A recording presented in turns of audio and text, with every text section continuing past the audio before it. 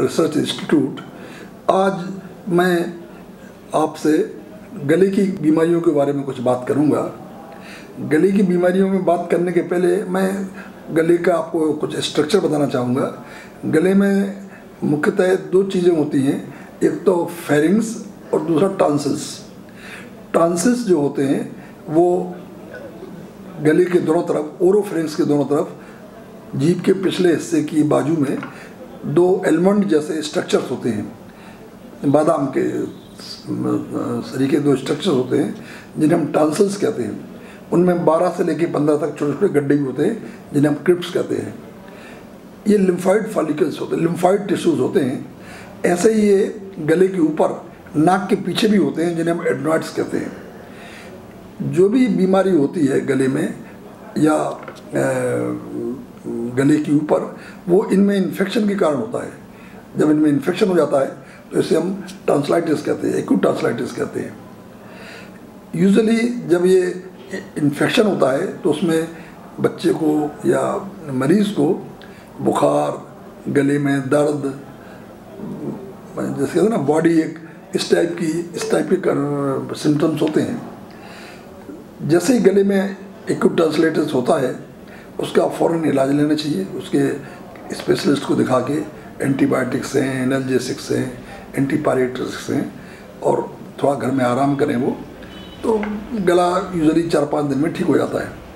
लेकिन बच्चों में खासकर अगर गले में दर्द, टॉन्सिलाइटिस बार बार होती है, साल में 3 या 4 बार होती है, तो इनका फिर ऑपरेशन करके निकाल देना चाहिए। इसका ऑपरेशन बहुत ज़्यादा मेजर नहीं होता है, बहुत ही मीडियम कहिए या माइनर ऑपरेशन होता है। आजकल तो कोई चीरा भी नहीं लगता है। कई मेथड्स आ गए हैं जो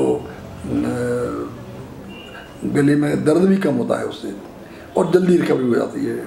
लेज़र है, एब्लेशंस हैं, कई मेथड्स आ गई हैं। तो वो आपको कॉम्बिनेशन मेथड्स होते हैं जिसे कहते हैं, तो वो कोई तकलीफ़ ज़्यादा होती नहीं उसमें। तो लेकिन अगर मान लीजिए आपको 1 या 2 बार हो रहा है तो फिर उसमें ऑपरेशन की जरूरत नहीं होती है। लेकिन एडल्ट्स में ऑपरेशंस मैं एडवाइस ज़रूर करता हूँ, लेकिन मेरा ये मानना है कि अगर बहुत ज़रूरी हो तभी करना चाहिए एडल्ट्स में, क्योंकि एडल्ट्स में ऑपरेशन के बाद भी मरीज़ को फेरिंजाइटिस बनी रहती है, ग्रेनुलर फेरिंजाइटिस, तो उसको ज़्यादा फ़ायदा नहीं होता है। वो यही समझता है कि ऑपरेशन के बाद भी हमारा गला खराब रहता है। तो ऐसे में आदमी को तो परहेज रखना चाहिए, नरिशिंग डाइट लेना चाहिए, और गर्म पानी में नमक डाल के कुल्ले करना चाहिए।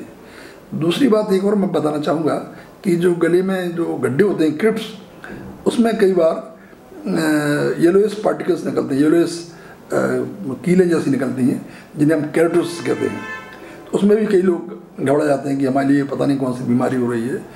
तो उसमें भी कोई घबराने वाली बात नहीं है, वो नॉर्मल होता है। कुल्ला करेंगे आप, धीरे धीरे ठीक हो जाता है वो। और बस मैं तो इतना ही कहना चाहूँगा कि आप परहेज़ करें, बाहर का ज़्यादा खाना नहीं खाएं, तली हुई चीज़ें ज़्यादा नहीं खाएं, और ज़रा भी कोई आपको गले में हो तो कुल्ला करें घर में आके।